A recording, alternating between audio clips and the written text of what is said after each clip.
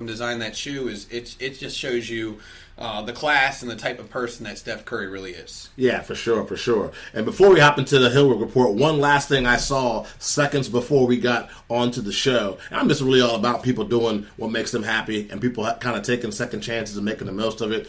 I don't know if you guys remember the name. I was a huge fan of this guy and ended up being one really good year in college and just could not stay healthy in the NBA. Greg Oden attended senior day for Ohio State. He's getting his degree. They had his jersey in the glass the same way they do every other senior basketball player. So salute to him, man. It was cool to see Greg Oden, the guy that was supposed to be the next big thing, no pun intended, but just the knee injuries he could not get right. To see him on senior day at Ohio State, just like every other senior member of that basketball team, pretty cool, man, to see that guy kind of pick himself up from being the #1 draft pick and all that comes with that, and then not being able to fulfill the promise he had with Portland and the Miami Heat as well, tried to give him a chance, but he just could not stay healthy.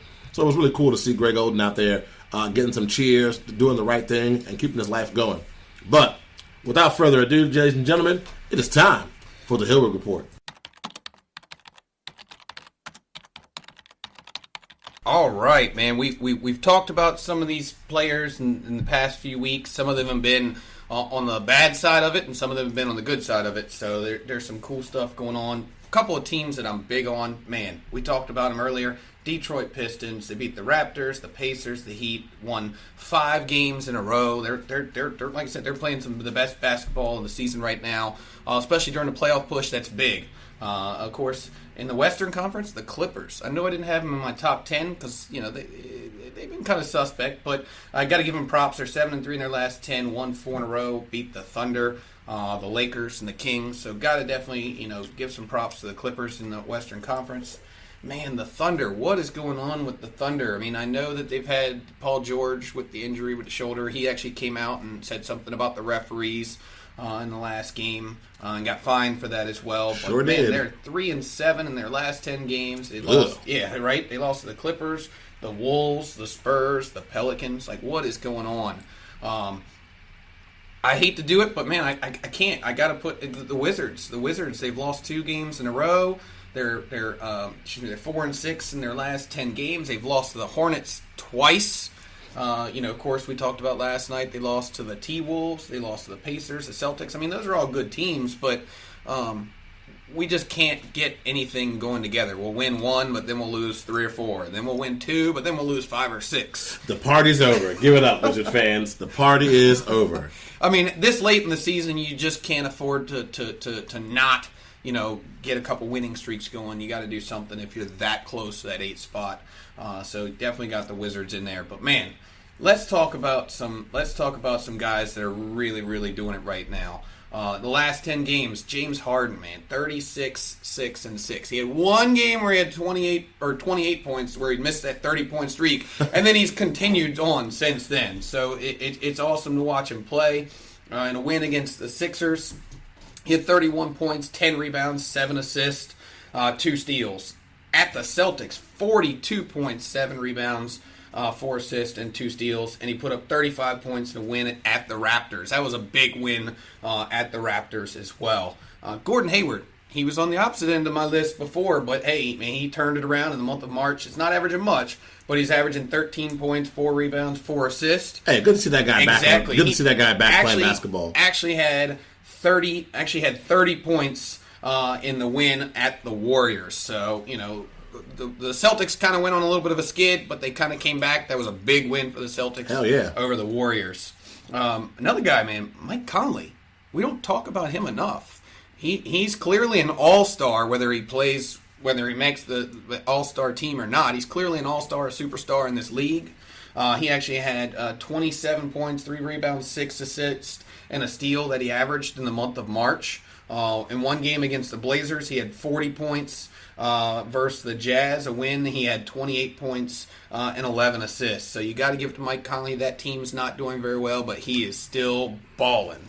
A surprise guy to my list, Devin Booker. Not because of how good he is, but because the Suns are actually winning some games. That front office is a mess. We need a whole podcast just called the Suns front office. Oh, just so we can explain how dysfunctional that place is. Well, we're definitely going to have to do one just on the Knicks and the Suns, just Yeah. on those two teams, Compare. and where they're at and what's going on. Front office failure, the series. But for the month of March, he's actually averaging 25 points, 5 rebounds, 6 assists, and a steal. He had 41 points in a win versus the Knicks. He had 25 points against the Lakers. And actually, and if I'm not mistaken, they've got 2 wins against the Bucks this year, 22-5-7 versus the Bucks in a win versus the Milwaukee Bucks, which is one of the top teams in the Eastern Conference. And last but not least, and I had to add something on there today because of last night's game, but you got Karl Anthony Towns. You know, Minnesota's not doing so well, but he's still out there doing his thing. Last night he had 41 points, 14 rebounds, 40 points, 16 rebounds, and 2 assists in a win versus the Wizards. He had 28 points in a win, when they lost against the Wizards, and then he had 41, 14, and 1 assist in a win versus the Thunder as well. So definitely got to give a shout out to Karl Anthony Towns. We'll see what happens. Ball out. We don't know what's going on. Minnesota teams go there, players go there. Kevin Garnett, Kevin Love, they go there, they do good, and then they end up somewhere else and win a championship. So hey, maybe Karl Anthony Towns and Wiggins can change that. I don't know, but hey. Oh God, let's not talk about Andrew Wiggins. Come on now. Just a couple of quick guys, real quick, that I've been down on lately. D'Angelo Russell. I don't know what happened to him. I know the Nets, got a tough schedule coming forward, but they really, they kind of starting to drop down in that Eastern Conference. They were that surprise team earlier. Now people know who they are. They got back LeVert. They got back Dinwiddie, and I think because of those guys coming back more than anything, D'Angelo Russell's numbers have come down a little bit. I mean, he had 10 points and 8 assists in a loss at the Heat, and he had 13 points and 11 assists, going 1 for 6 from the three-point line in the win versus the Mavs. So if they want to continue doing what they're doing, he's got to take over games and do what he does.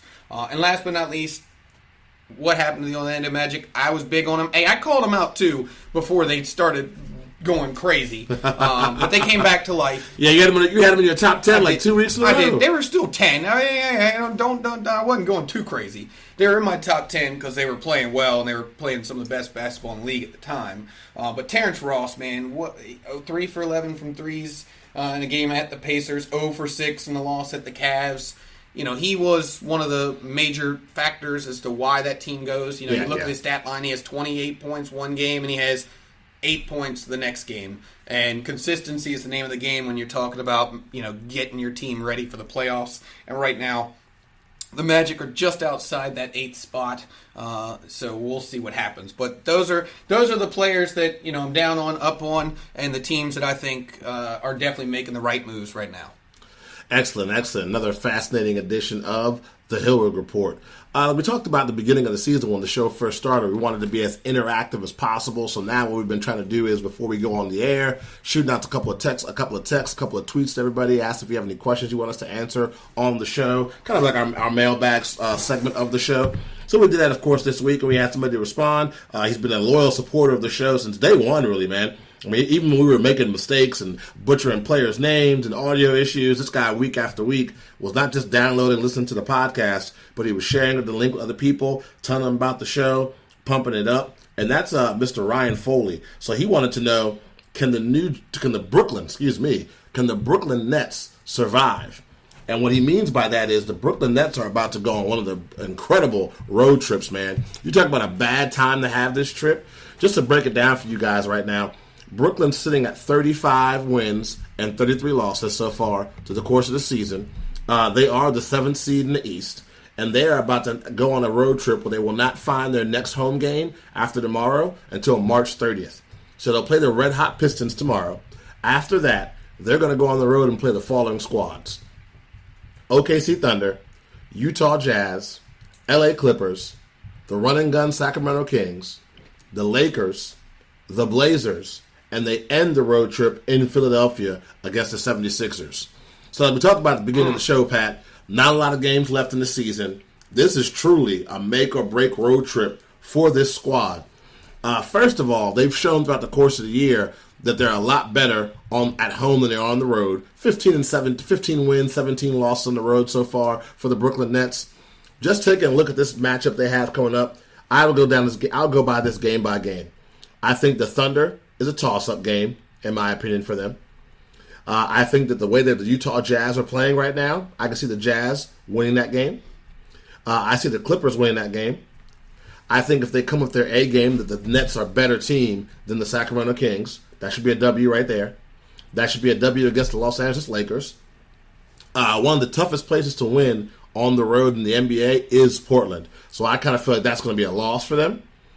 And then I also feel like that game against the Philadelphia 76ers, I don't know. I feel like with Harris being able to slow down, not shut down, slow down Embiid, that could be a pretty good matchup between those two teams. So I'm going to call that one a toss-up as well. So I see them winning 2 games definitely. That's the Kings and against the Lakers. And I feel they have an opportunity to beat the Thunder, and they have an opportunity to beat the 76ers as well. But I think they definitely have at least 3 losses coming against the Jazz, the Clippers, and the Blazers. So my answer to your question, Ryan, would be yes, I think they can survive. But I think it's going to take a lot of effort, and it's going to take a lot of maximum effort on a nightly basis. What about you, Pat? What's your take?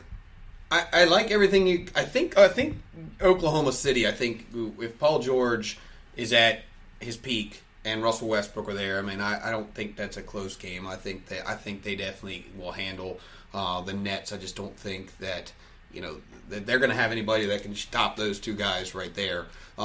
But you talk about that, and okay, so what did you say? They get 2 wins out of that, or 3? I said 2. 2 wins. 2 definite wins, and I have 2 toss-ups. My toss-ups were Thunder and 76ers. Okay, so let's say they get 4 wins coming out of that, right? Mm-hmm. Have you go a little bit further into the schedule? Boston, Milwaukee, Toronto, Milwaukee, Indiana. 5 games in a row where you're playing top echelon teams in that conference. Now, granted, Milwaukee, Toronto have already clinched their playoff spots, so maybe they'll possibly rest some players. Right, so load management. Right. that could work out in their favor. But man, if they play all their guys, they need to win at least 5 of those games, in my opinion, on the road to keep up in the Eastern Conference. Because the Pistons right now, they're just going. They're playing awesome. You got Miami Heat. And Miami Heat are 3 games behind the Nets, so as long as Miami stays there, okay. But Orlando Magic are right behind Miami too. So I mean, hey, this 8th spot, it's still up for grabs. It could be Miami, it could be Orlando, but the Pacers definitely are going to have a struggle coming out of that. Because I mean, you got to think, you play on the road that long, and even though you come back home, that's a long road trip. That's tiring. You know what I mean? You come back from that road trip. And then you got all these, like I said, Milwaukee and Toronto, and you're like, oh, yeah, this is a true test. This is a true test for Brooklyn. This is Brooklyn's season, basically. 100%. Yeah, for sure. But we definitely want to thank Ryan for shooting us that tweet. And we want to hear from you guys on the days you see us tweeting out that we're going to be recording a show. Any questions you have or comments on the show, shoot us a tweet. Hit us up on Instagram or Facebook, whatever. We definitely want to hear from you guys so we can make sure this show is as interactive as possible. One thing we want to talk about for sure, you mentioned earlier about LeBron James passing Michael Jordan for the 4th all-time in scoring. The debate keeps on going back and forth. Who's better, Michael Jordan? Who's better, LeBron James? You and I have talked about it a lot on the air, off the air. I think because of his record in the finals, I can't really fight the argument with LeBron James being better than Jordan. I think because of every time he's had an opportunity to win a championship, Jordan came through. That's why he's the winner. That's why he's the greatest player of all time. In my opinion. But what's your take on that whole situation, Pat? Jordan versus Bron. And I've said this all along. I think LeBron is more like Magic than he is like Jordan, because it's just a different. It's a totally different style of play. I mean, LeBron was bigger than everybody, 6'8", bigger than everybody, stronger. A guy that he's got way more rebounds than Jordan. Ironically enough, he doesn't have that many more blocks. But for me, I just think that going back and you look at the 2 eras and it's so completely different. I mean, I think this way. I think Jordan, just looking at some of his stats, of course MVPs. Jordan's got 5 Finals MVPs. Jordan's got 5 of those, or excuse me, 6 of those. Yeah, I was like, 6. I was like, who was the MVP for number 6? Tell me. No, 6. And LeBron's got 3. Jordan's got 1 defensive MVP. Jordan's got 10 scoring titles to LeBron's 1. Now, granted, LeBron. Like you said, different type of player, though. Right. Bron's a distributor. Bron wants to get people involved. Michael wants to rip your heart out. Right, and everybody kind of, they wanted LeBron to be that. And I think that's what it was. They wanted him